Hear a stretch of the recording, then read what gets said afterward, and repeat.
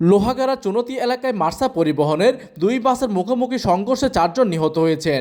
এই সময় আহত হয়েছেন আরও 25 যাত্রী। শনিবার 9 মে বেলা সোয়া 11টার দিকে চট্টগ্রাম কক্সবাজার মহাসড়কে হোটেল ফোর সিজনের সামনে এই দুর্ঘটনাটি ঘটে। নিহতরা হলেন পটিয়া চরকানাই এলাকার বাসিন্দা রেহানা বেগম, ঝিনাইদহ জেলার জিহাদ, নাইম ইসলাম ও ভোলার মোহাম্মদ মনির। এছাড়াও লোহাগাড়া উপজেলা স্বাস্থ্য কমপ্লেক্সে ট্রমা সেন্টারে আহত 4 জনকে প্রাথমিক চিকিৎসা প্রদান শেষে উন্নত চিকিৎসার জন্য চট্টগ্রাম মেডিকেল কলেজ হাসপাতালে প্রেরণ করা হয়েছে। এইদিকে চুনতি পুলিশ ফাঁড়ির ইনচার্জ আব্বাস আলী গণমাধ্যমকে বলেন, চট্টগ্রাম থেকে কক্সবাজারমুখী দ্রুতগতির বাসের সাথে কক্সবাজার থেকে চট্টগ্রামমুখী বাসের মুখোমুখি সংঘর্ষ হয়। পুলিশ ও ফায়ার সার্ভিস উদ্ধার তৎপরতা চালায়। আহতদের মধ্যে কয়েকজনের অবস্থা আশঙ্কাজনক বলে তিনি গণমাধ্যমকে বিষয়টি অবগত করেন। এদিকে লোহাগাড়া ফায়ার সার্ভিসের স্টেশন অফিসার ফিরোজ খান বলেন, ঘটনাস্থল থেকে এক নারীর লাশ উদ্ধার করা হয়েছে।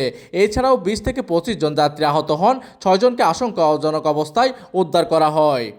প্রতিনিধির তথ্য ও পাঠানো চিত্রে ডেস্ক নিউজ, দিগন্তের বার্তা 24, চট্টগ্রাম।